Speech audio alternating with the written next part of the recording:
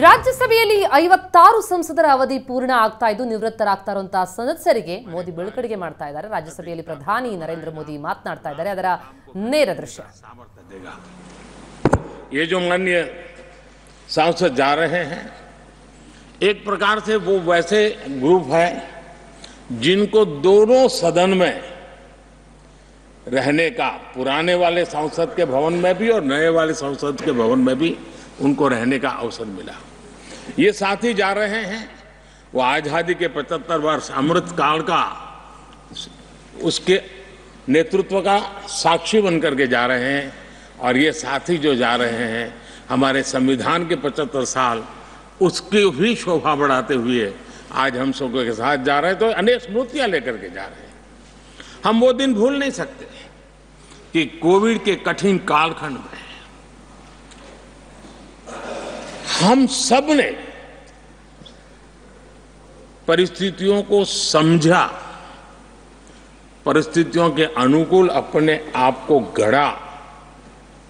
यहां बैठने के लिए कहा तो यहां बैठो, वहां बैठने के लिए कहा तो वहां बैठो, उस कमरे में बैठने के लिए कहो। किसी भी दल के किसी भी सांसद ने ऐसे विषयों को लेकर के देश के काम को रुकने नहीं दिया। और कोरोना के वो कालखंड जीवन और मौत का खेल था, घर से बाहर निकले पता नहीं क्या होगा। उसके बाद भी माननीय सांसदों ने सदन में आकर के देश की जिम्मेवारियों को निभाया, देश को आगे बढ़ाया। और इसलिए मैं समझता हूं कि उस कालखंड ने हमें बहुत कुछ सिखाया है।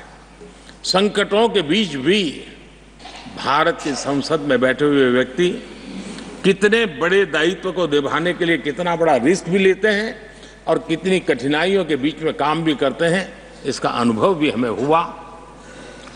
सदन में खट्टे मीठे अनुभव भी रहे। हमारा कुछ दुखद घटनाएं भी रही। कोविड के कारण हमारे कुछ साथी हमें छोड़ के चले गए, आज हमारे बीच नहीं है। वो भी सदन के इसी कालखंड के कुछ प्रतिभाएं थी जो हमारे बीच से चली गई। वो एक दुखद घटना को हमने स्वीकार करते हुए भी हम आगे बढ़ते रहे। और भी ऐसी कुछ घटना हुई, कभी कभी फैशन परेड का भी हमने दृश्य देखा, काले कपड़ों में सदन को फैशन शो का भी लाभ मिला।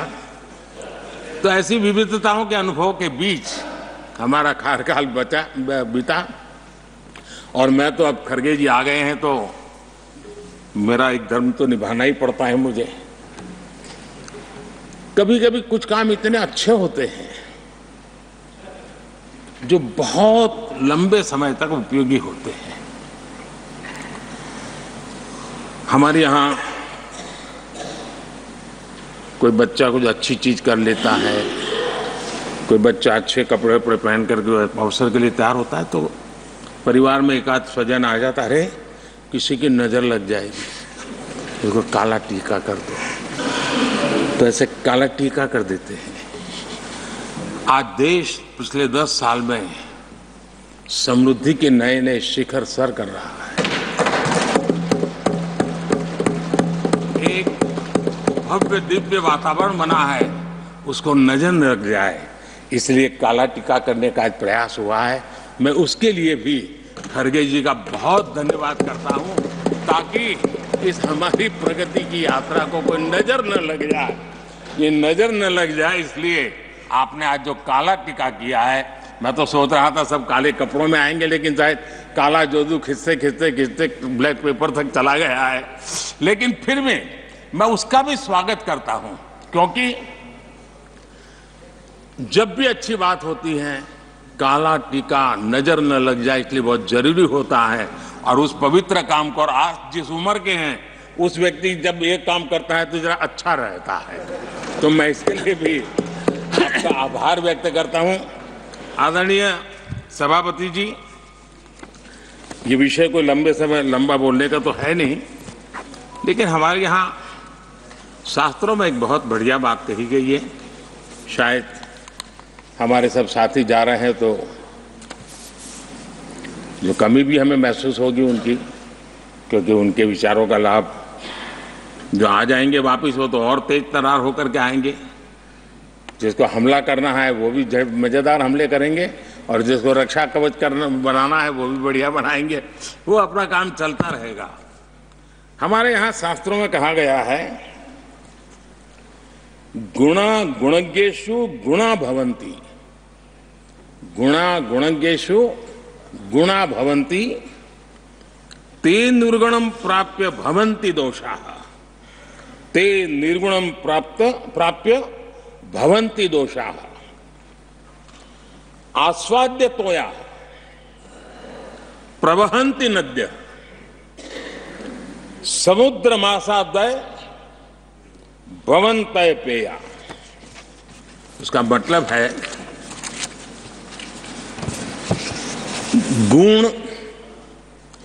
गुणी लोगों के बीच रहकर गुण होते हैं। जो गुणी लोगों के बीच रहने का मौका मिला तो उनके साथ रहने से हमारे भी गुणों में बढ़ोतरी होती है।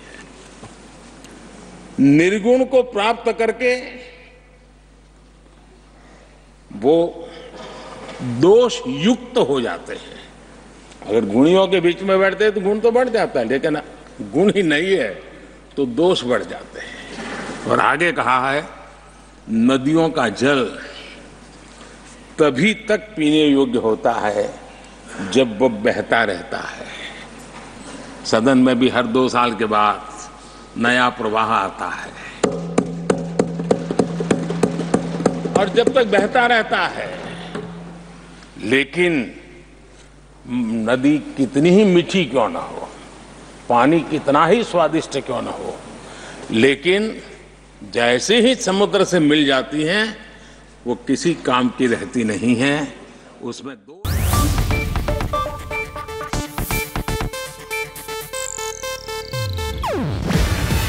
ಇದು ಏಷ್ಯಾನೆಟ್ ನ್ಯೂಸ್ ನೆಟ್ವರ್ಕ್ ಪ್ರಸ್ತುತಿ.